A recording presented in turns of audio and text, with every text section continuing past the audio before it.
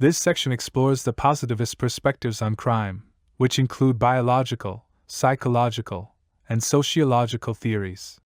Unlike classical theories, which focus on free will and rational choice, positivism views human behavior, including criminal behavior, as determined by factors beyond individual control. Positivism arose as a reaction against the Enlightenment's critical and often abstract thinking. It brought a more scientific approach to understanding human behavior.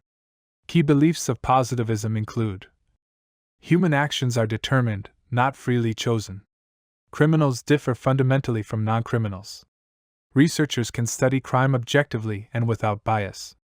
Crime often stems from multiple causes. Society operates based on shared norms, not just a social contract.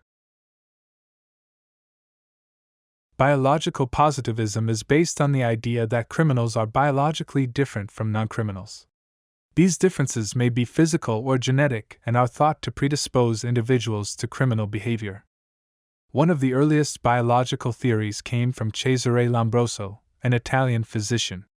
He argued that some people are born criminals and can be identified by certain physical traits or stigmata, such as large jaws, high cheekbones, insensitivity to pain. According to Lombroso, if someone had more than 5 of these traits, they were likely to be a criminal. Fewer stigmata meant the link was weaker. He also introduced the concept of the atavist, a person who represents a throwback to a more primitive stage of human evolution. William Sheldon expanded on Lombroso's ideas by suggesting that body types, or somatotypes, relate to temperament and the likelihood of criminal behavior. Endomorphs, soft and round, relaxed and sociable. Mesomorphs, muscular and athletic, aggressive and energetic. Ectomorphs, thin and fragile, introverted and restrained. Sheldon argued that mesomorphs were more prone to criminal behavior. Researchers have tried to determine whether criminal tendencies are inherited using methods like family tree studies, twin studies, adoption studies, statistical comparisons. However, critics argue that if criminality is due to genetic defects, the suggested policies, such as isolation, sterilization, or execution, are both ethically troubling and scientifically unsupported. Contemporary research focuses on brain function and chemistry. Some findings suggest links between criminal behavior and brain abnormalities, especially in the limbic system, which regulates emotion and impulse. Low serotonin levels, often found in violent offenders. Endocrine issues and minimal brain damage. While these findings are suggestive, they don't imply that biology alone causes crime. Psychological explanations look at mental processes and personality traits. From 1914 to the 1930s, it was widely believed that criminals had lower intelligence. However, evidence does not support the idea that delinquents are less intelligent than others. Rooted in the work of Sigmund Freud, psychoanalytic theory suggests that unresolved unconscious conflicts, often from childhood, can drive criminal behavior. Key traits of individuals labeled as psychopaths or sociopaths include lack of guilt, no moral conscience, inability to distinguish right from wrong. Psychologists like Abraham Maslow and Seymour Halleck offered a more optimistic view.